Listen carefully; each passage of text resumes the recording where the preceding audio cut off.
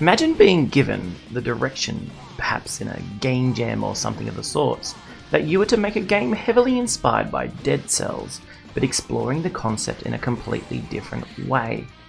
Rising Hell feels like it could well be that game, and it's a pretty interesting and action-packed little game to get into.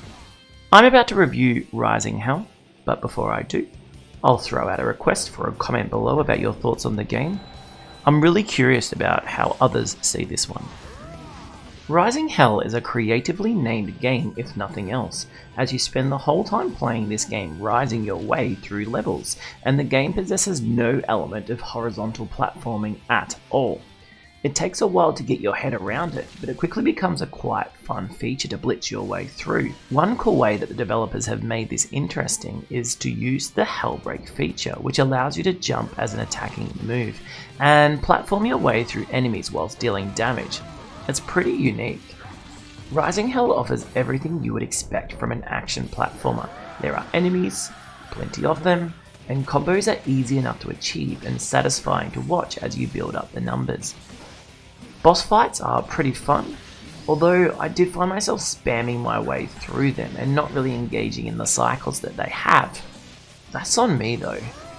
As you make your way up the different levels of Rising Hell, you will collect red souls along the way, which allow you to purchase some different upgrades to your character. These are pretty typical of the genre: a slight increase in attack damage, higher chance of collecting health, and increasing your maximum health. Nothing too new to see here. I always find myself as building tanky and durable as possible, but I'm sure there are people who will go for a glass cannon style build to deal as much damage as they can. When you die, you go back to the start and you lose all these perks and need to decide how you're going to build on the next run.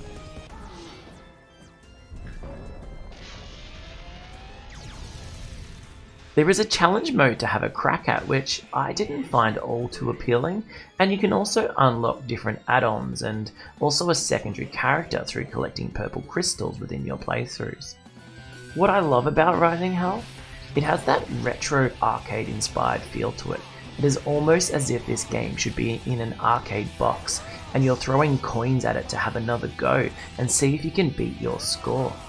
The graphics and music really suit the aesthetic of the game and make it a lot of fun to play through as well. I was a little bit disappointed with the secondary character, called Zelos, which actually felt a little dull compared to the original, and I think that comes down to the range aspect not having the ability to shoot 360 degrees, and also the fact that the game rewards you for getting up and personal with the enemies, so range just doesn't feel as intuitive. I've been following Rising Hell for quite some time, and I've noticed that the devs have been making some updates and the game is still in development, so it is definitely worth having a crack. Whether it's a game that you throw in 5 hours or 50 hours probably comes down to your own preferences and whether you get addicted to making your way through as recklessly as you can choose to do so. The game is made by an Indonesian developer called Tahoe Games and published by Toge Productions, who made Coffee Talk, which you can see the review of above, so you know it's going to be a game with really good production quality and community engagement. I'm really excited to hear that developers are working on a new character alongside some new challenge modes as well. This is definitely a space to watch out for. I'm going to jump, quite literally, back into the game and see if I can make it a little further along.